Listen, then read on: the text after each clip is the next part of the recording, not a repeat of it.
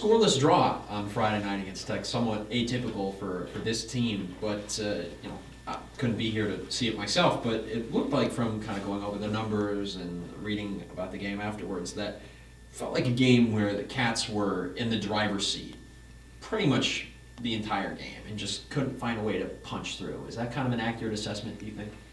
Yeah, you could definitely say that is pretty accurate. I think also, there does have to be credit given to Michigan Tech in terms of the way that they designed their game plan and the way that they executed it. They knew exactly what they wanted to do coming into the building, into the dome, and they were able to do that for 90 minutes. And so that's kudos to them for keeping us off the scoreboard. And I think one of the issues that it came down to is that we didn't come out with enough energy, and then also being dynamic enough off the ball in the final third.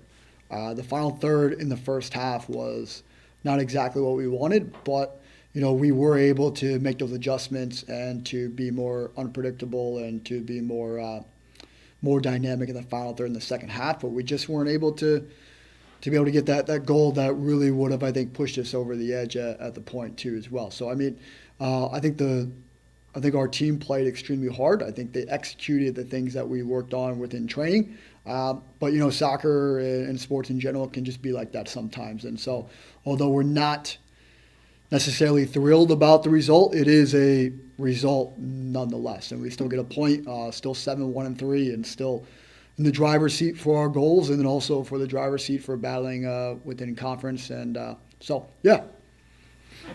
So, like you said, when it comes down to entering the final month of the regular season and playing in a sport with great endurance requirements like soccer, you've played so much soccer up to this point, and you now coming down to the last month of the regular season like we talked about. What has to change, or what do you change in the way that you kind of manage the team in a day-in, day-out basis, just coming down to the end of a long season?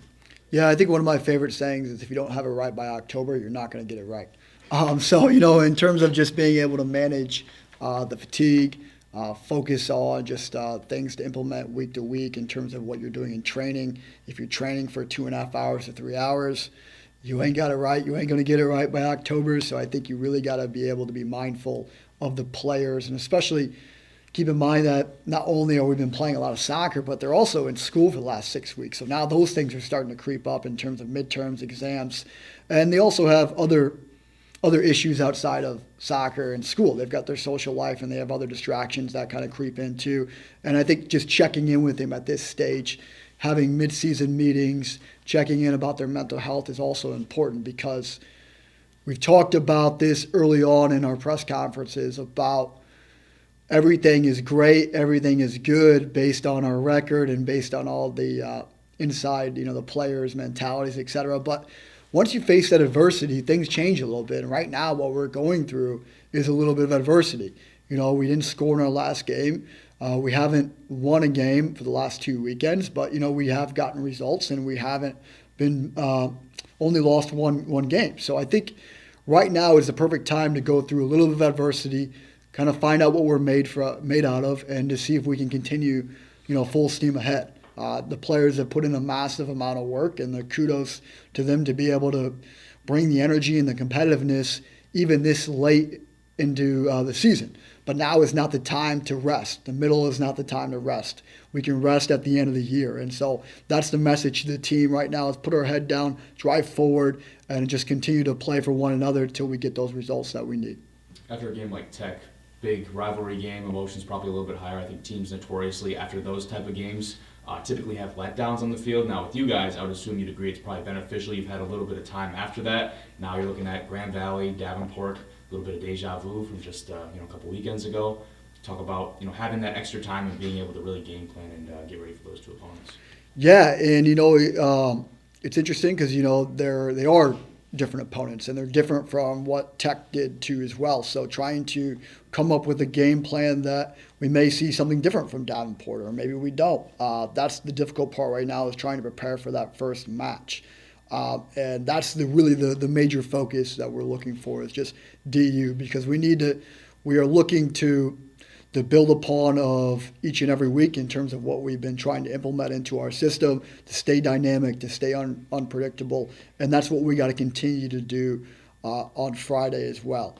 I think some of the things that we need to continue to do is just being able to work for one another, to movement off the ball, to be able to manage those emotions of those matches too as well, and the energy and pressure that the opposition brings to us, like a Davenport and Michigan Tech.